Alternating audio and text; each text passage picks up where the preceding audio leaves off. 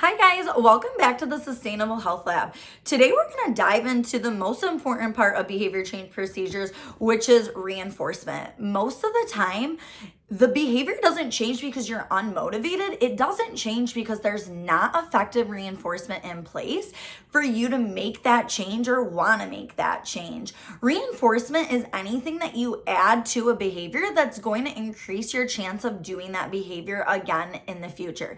If your behavior doesn't change by adding something to it, then that is not a reinforcer for you.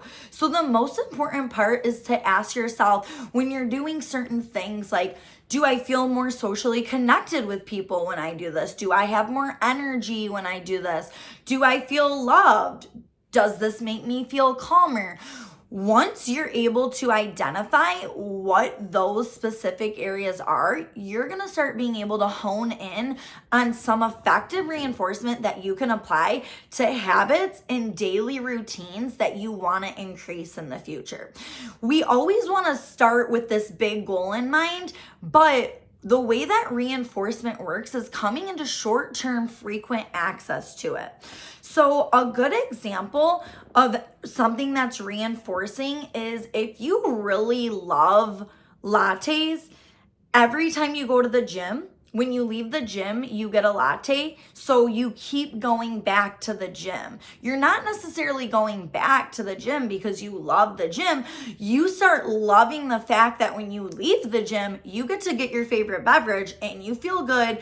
And then what happens is you build momentum and you're more likely to go back to the gym and access your favorite drink afterwards. If you're not motivated by lattes or coffee, and every day when you leave the gym, you get that, but you'd stop going and you don't want to go back, that is not a reinforcer. It's only a reinforcer if your behavior change. Another everyday example is if you really like attention and you do something great at work and your boss really hypes you up and gives you a lot of social praise, and you're more likely to take on more responsibilities or volunteer for a new project because you like that feeling of being acknowledged and praised by your boss. The praise from your boss is a positive reinforcer.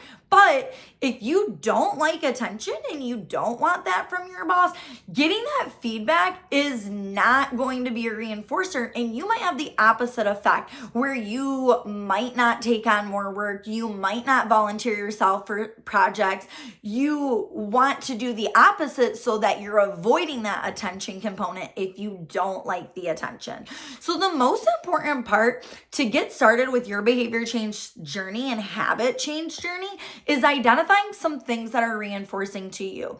You can start doing something simple called pairing by pairing things you already like with something that's maybe not super fulfilling or rewarding for you. So if one of your goals is to start cooking more at home, maybe you play your favorite song or you watch your favorite TV show and have that playing while you're cooking the meal. And what you're doing is you're pairing something you already really enjoy, like your favorite artist, your favorite TV show, with something that you don't really enjoy, which is cooking, meal prepping. Let's be real, that can be daunting and overwhelming at times.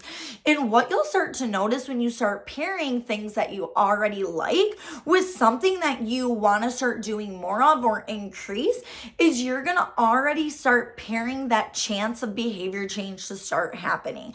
Another great example is if you want to move your body more after work or before work, maybe you listen to your favorite podcast. You make an arrangement to hang out with a friend, or maybe you call your parent or you call a friend while on the walk, because then you're not focusing on so much the walk. You're looking forward to getting to talk to your friend, getting to listen to a new episode of a podcast. And what that's doing is that's building the healthier habit that you're looking for. In this example, it would be just increasing more movement into your everyday life. So just remind yourself that in order to start changing your own behavior, building healthier habits, you have to identify something that is a positive reinforcer. If it's something you don't care about or you don't like, it's not going to act as a positive reinforcer and it's not going to change your behavior.